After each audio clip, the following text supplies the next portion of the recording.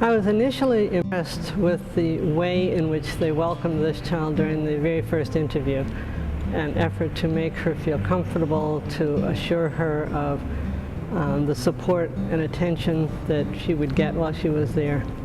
And then as she moved through the program and she herself came to love the services there and the people there, she just did extremely well in attending school at their encouragement, dealing with several of her own personal issues because she had the support of the staff at the Whipper home.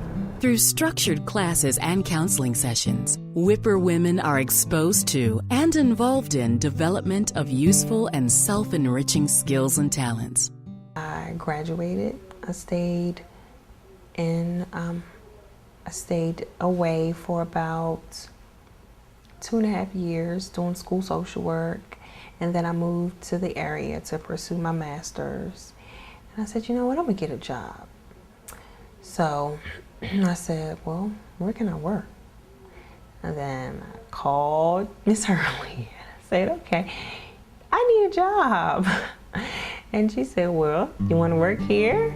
And I said, I would love to work there. And she said, come on down and we'll see, you know, if there's anything that you can do over here. And she said, I think it will be great for you to work with the girls. I think you would be very positive in the home for them to see someone who actually, you know, was an orphan and made it, you know, and had a positive outcome, you know, to their life.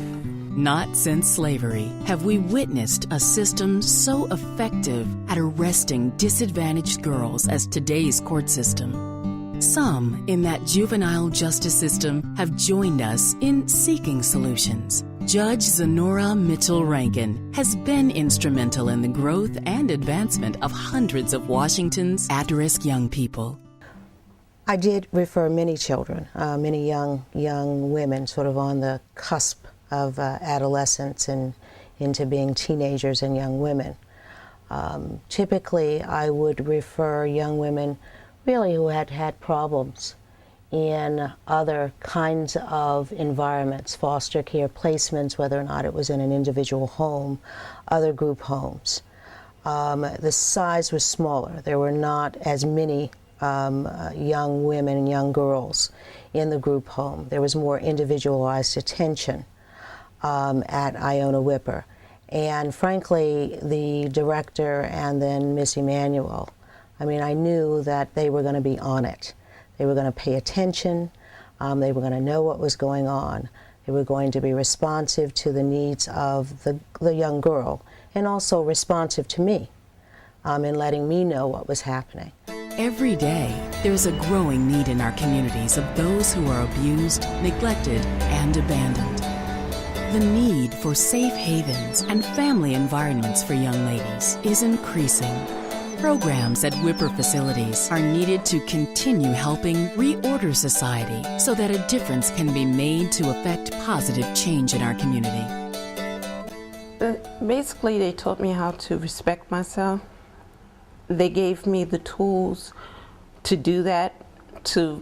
For instance, they had apartments, and in the apartments, we had to pay rent, we had to pay for food, everything that you would do in a normal apartment. And what they did with the money was they would put it in an escrow account. So when we aged out, we would have money to get us started. So we had to pay rent every month and basically do the basic shopping and things like that. So when I aged out of the system, I already had that skill, and the transition was easy. Built on a safe and solid foundation, the Ionia R Whipper Home Incorporated is still not all we want it to be. Socially responsible corporations, concerned individuals, and good Samaritans supported Dr. Whipper in the early days. Today, we have people such as Maxine Baker, who is lending her hands and helping us to help those in our society that are truly in need. This is a successful program, one that we are proud of our investment at the Freddie Mac Foundation. When you walk into the structure, you see how beautiful it is and how warm it is and the care and attention to the facility. But what's really important is the care and attention that has been given to the young women coming through this home. Their success is phenomenal for going off to college this year.